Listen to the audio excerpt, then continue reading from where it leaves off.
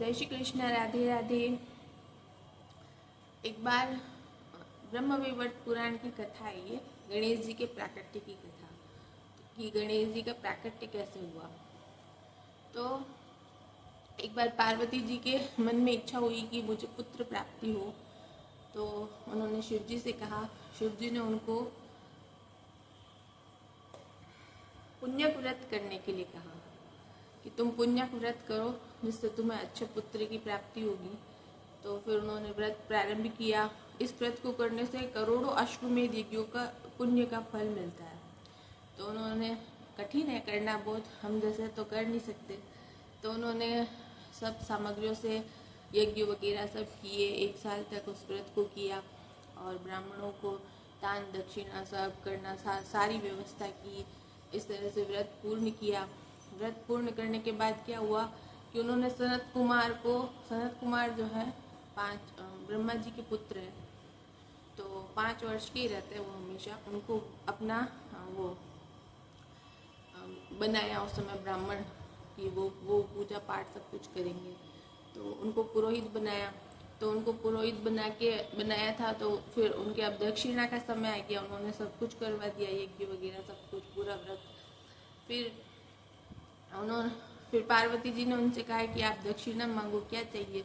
तो उन्होंने कहा कि आप हमें शिव जी को दे दो।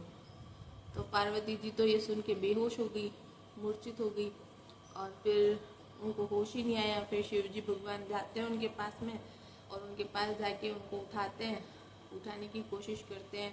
बहुत समय लग जाता है, फिर उनको होश आता है वापस। फिर वो उठती है, फिर वो कहती है ऐसा तो मैं नहीं कर सकती, मैं अपने पति को दान में नहीं दे सकती, कुछ भी हो जाए मैं नहीं दे सकती। तो सनत कुमार कहते हैं अगर तुम अपने पति को दान में नहीं, हमें दक्षिणा में नहीं दोगी, तो तुम्हारा जो ये व्रत का पूरा फल है वो हमें मिल जाएगा, तुम्हें कुछ भी नहीं मिलेगा, क्योंकि दक्षिणा के बिना तुम्हारा व्रत पूर्ण होगा ही नहीं।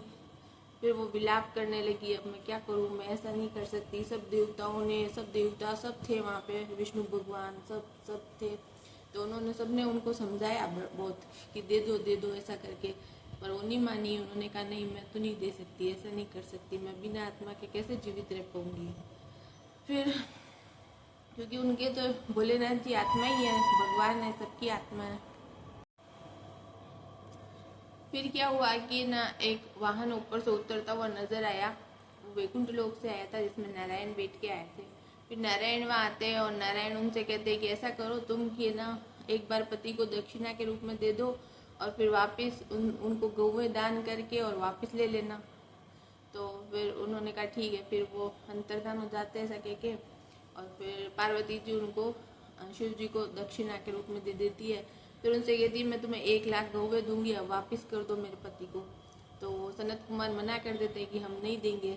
फिर पार्वती जी विलाप करने लगती है, बहुत परेशान हो जाती है कि अब मैं जीवित कैसे रहूँगी। तो फिर थोड़ी देर में क्या होता है कि एक आकाश में तेज पुंज दिखाई देता है। तेज पुंज करोड़ों सूर्यों के समान प्रकाश वाला, वो नीचे उतरता है। फिर पार्वती जी के सामने आता है, सब प्रणाम करते हैं, उनकी स्तुति कोई भी नहीं कर पाता उस समय। फिर उसमें से श्री कृष्ण प्रकट होते हैं और श्री कृष्ण पार्वती को दर्शन देते हैं और पार्वती जी उनकी स्तुति करती है। फिर स्तुति करने के बाद में एकटक भगवान को देखती रहती है। तो उनके मन में आता है, इच्छा प्रकट होती है कि मुझे श्री कृष्ण जैसा पुत्र प्राप्त हो।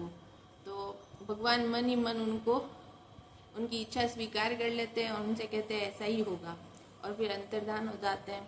फिर उसके बाद क्या होता है, पूरा यज्ञ सब संपन्न होता है, व्रत पूरा संपूर्ण हो जाता है। उसके बाद में भोलेनाथ जी और पार्वती मैया दोनों विश्राम कर रहे होते हैं कक्ष में।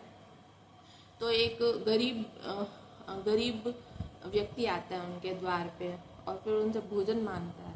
तो फिर वो नींद से उठते हैं, उसके पास जाते हैं। वो कहते हैं कि मुझे ऐसा भोजन चाहिए जो त्रिलोकी में कहीं भी संभव नहीं हो, ऐसा भोजन आप मुझे दो। ऐसा कहते कहते और भी बहुत सारी बातें बोलता है वो भोलेनाथ जी और पार्वती जी से। पार्वती जी भी बहुत सारी बातें बोलती है। फिर उसके बाद में क्या होता है, वो वही अंतर्धान हो जाता है और वो एक बालक का रूप लेके पार्वती जी के जो शैया थी सोने की, तो उसके ऊपर बैठ जाता है और उसके ऊपर खेलने लग जाता है बैठा बैठा। तो इस तरह से वो श्री कृष्ण थे, वो जो गरीब व्यक्ति आया था वो श्री कृष्ण थे। और वो ऐसे ही है ना, भगवान ऐसे ही खेलते हैं। भक्तों के साथ। तो फिर वो है ना गणेश जी के रूप में उन्होंने वहाँ पे अवतार लिया। इस तरह से गणेश जी, छोटे से गणेश जी बन के और खेलने लगे। उसके आगे की कथा तो और बहुत सारी है कि उन्होंने, शिव जी ने सिर काट दिया था, फिर उनको हाथी का मस्तक लगाया गया था, वो आगे की कथा है।